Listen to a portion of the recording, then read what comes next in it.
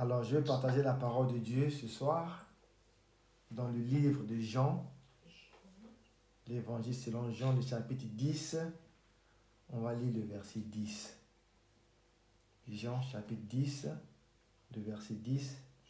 Un passage qui nous est très familier, mais qui a retenu mon attention particulièrement cette semaine. J'ai tellement pensé à ce passage et je vais le partager avec vous. Il est dit ceci: le voleur ne vient que pour dérober, égorger et détruire. Moi, je suis venu afin que les brebis aient la vie et qu'elles soient dans l'abondance. Amen. Amen. C'est le Seigneur Jésus qui parlait. Et ce passage est tellement profond. Il dit, le voleur vient faire 3 choses dans la vie d'un homme. Il vient dérober, c'est-à-dire voler. Il vient égorger, c'est-à-dire tuer. Il vient détruire, ça veut dire saccager. Ça, c'est le voleur. Et ça donne ici l'image de l'œuvre de l'ennemi. Ça nous donne l'image de l'œuvre de Satan. Mais Jésus compare cela à ce que lui, il veut faire dans la vie de ceux qui se confient en lui. Il dit, moi, je suis venu afin que les brebis aient la vie. Afin que les brebis aient la vie. Il ne s'est pas arrêté là. Il dit, et qu'elle soit dans l'abondance. Bien aimé, c'est profond. Il pouvait s'arrêter à la vie. Mais Jésus dit, une vie qui n'est pas abondante, ce n'est pas encore une vie accomplie. Et quand Jésus parle de la vie ici, il parle de ce que nous connaissons, la vie Zoé. La vie qui touche tous les domaines de l'existence d'un être humain. Mais ce qui m'a marqué, c'est le thème abondance. J'étais obligé de voir un peu qu'est-ce que ça veut dire en grec, le mot en question. Ça veut dire une vie au-delà de la norme. Une vie épanouie. Une vie excellente. Une vie particulière. C'est ce que le Seigneur Jésus a prévu pour ceux qui le suivent.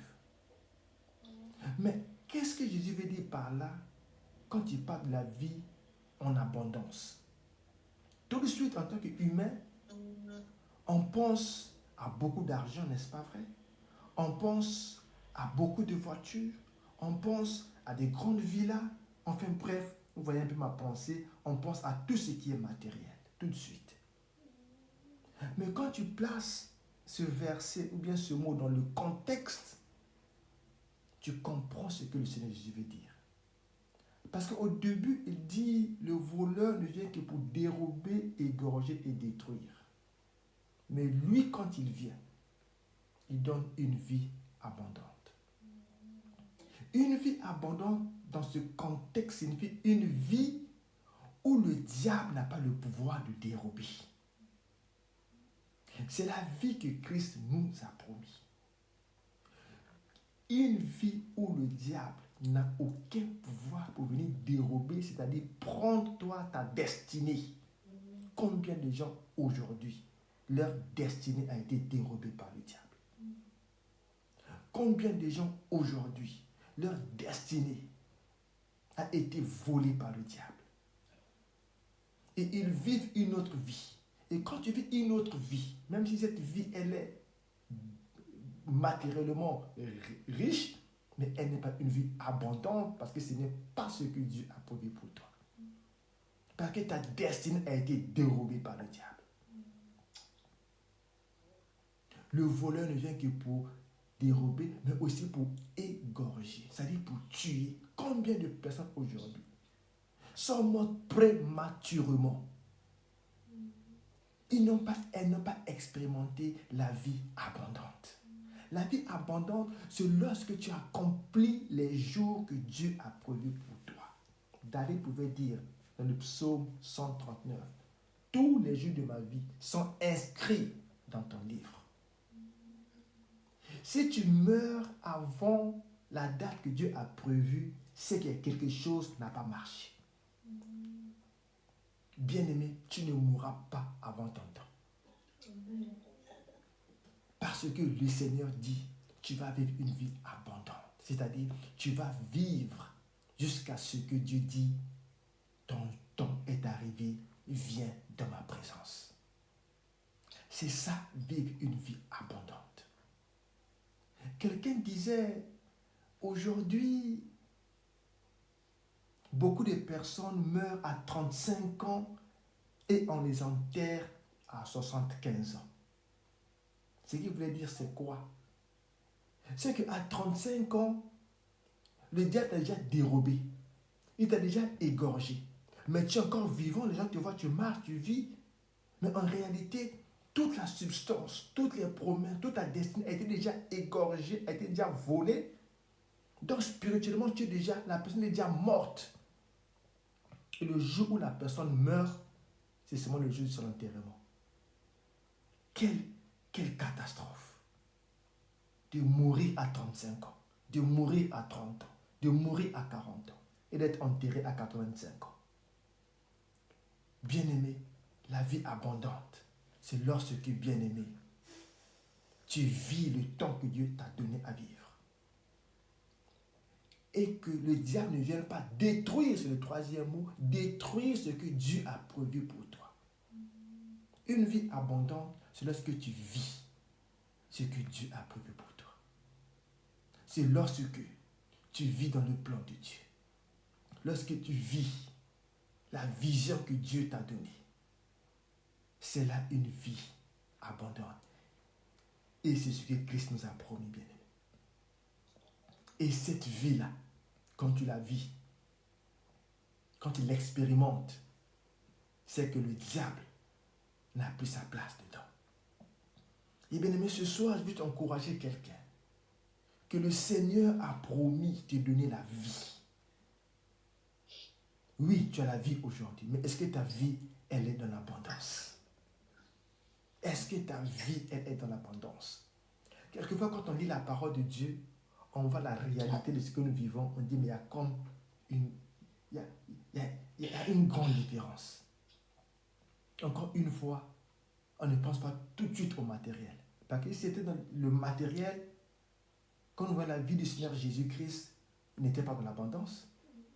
Mais il disait, ma nourriture, c'est faire la volonté de mon Père. Il était dans l'abondance, parce qu'il était dans la volonté du Père. Il dit, je suis venu pas pour être servi, mais pour servir et donner ma vie comme la rançon pour beaucoup. Bien-aimé, moi, mon âme est dans la joie lorsque je fais ce que Dieu me dit de faire. Mon âme est dans la joie lorsque j'annonce l'évangile, parce que c'est pour cela que j'ai été appelé. Je vais vivre ma vie, la vie en abondance. Il n'y a rien de tel quand tu vis ce que Dieu t'a dit de faire.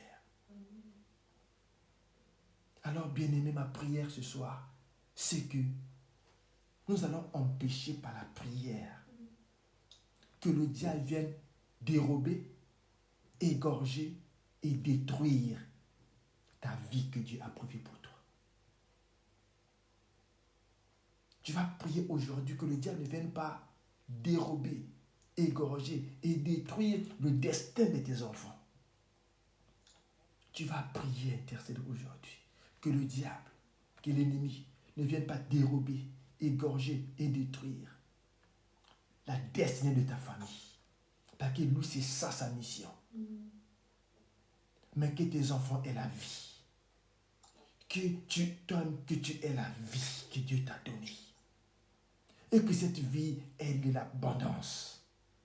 Lorsque Dieu t'appelle à faire quelque chose, l'abondance accompagne. Le matériel va suivre. Le matériel va suivre. Le reste va suivre. David a dit, le bonheur et la grâce m'accompagneront. C'est-à-dire que lorsque nous sommes dans la vie de Dieu, ces choses nous accompagnent. Nous ne courons pas après ces choses, mais ces choses nous accompagnent. Alors, bien-aimé, pour ne pas être très lent ce soir, sache que l'ennemi a un seul but. Il veut dérober. Il veut égorger. Il veut détruire. Jésus dit, mais moi, je suis venu, il est venu pour ça, pour que les brebis aient la vie. Je déclare la vie sur quelqu'un aujourd'hui au nom de Jésus de Nazareth. Je déclare la vie sur toi. La vie de Dieu avec grand V. La vie, que tu vives ton temps, que tu vives ta passion, que tu vives ta vision, que tu vives tes rêves, que tu vives ce que Dieu a prévu pour toi. Parce que tu es la brebis, nous sommes les brebis. Et que tu sois dans l'abondance. Alléluia. J'ai dit que tu sois dans l'abondance au nom de Jésus-Christ de Nazareth. Jephthé a dit, ô Éternel, étends mes limites. Il était trop limité. Que tes limites soient étendues. Que tu sois dans l'abondance. C'est-à-dire que tu vives dans le plan de Dieu où l'ennemi ne peut ni dérober, ni égorger, ni détruire, et que tu expérimentes tous les plans de Dieu qu'il a pour toi. Comme disait un homme de Dieu, le jour que tu vas quitter cette terre, il faut que tu meurs vide. C'est-à-dire, tu as accompli ce que Dieu a fait pour toi, a prévu pour toi. Que tu meurs vide, que tu as tout accompli, que tu as vécu ta vie dans le plan de Dieu, dans la vision de Dieu. Tu as accompli ta destinée. Et le jour où tu vas mourir, c'est dans la joie. Tu dis, je vais me rencontrer le Père. Je meurs vide. Bien-aimé, ne meurs pas avec tes rêves. Je refuse cela. Ne meurs pas avec ce qui brûle dans ton cœur. N'amène pas dans le tombeau ta vision, les livres que tu veux écrire, les poèmes que tu veux écrire, les évangélisations que tu veux faire, les projets que tu veux accomplir. Bien-aimé, ne meurs pas avec ça. Que tu meurs vite. Jésus a dit, tout est accompli. C'est-à-dire qu'il mourait vite, il a tout accompli. Il dit, je peux partir maintenant. Alléluia. Oh Seigneur, merci de nous aider ce soir. Oui Seigneur, aide-nous ce soir. Aide quelqu'un cette année 2022, Père. Au nom tout-puissant de Jésus-Christ de Nazareth. Que tu meurs vite, mon frère, ma soeur. Ne meurs pas maintenant, à 35 ans, à 40 ans, pour être enterré à 80 ans. Refuse de mourir maintenant. Il y a encore de l'espoir. Il y a encore une vie à vivre. Il y a encore des choses à accomplir. Oui, c'est encore possible. Qui a dit que c'est la fin? C'est encore possible. Quand tu arrêtes de rêver, c'est que tu meurs. Même si tu respires encore, tu marches. Lorsque tu abandonnes, c'est que tu meurs déjà. Mais c'est encore possible. Il n'est jamais trop tard. Avec Dieu, nous faisons les exploits. Il écrasera nos ennemis. Avec Dieu, il n'est jamais trop tard. Il est le maître des temps et des circonstances. Que Dieu te bénisse, mon frère, ma soeur. Nous allons prier ce soir, bien-aimés, que le dévoreur s'en aille. Que le destructeur s'en aille. Que le tueur s'en aille. Et que tu vives ta vie. Et que tu la vives, s'il te plaît, en abondance. En abondance. C'est la promesse de l'Éternel. Alléluia.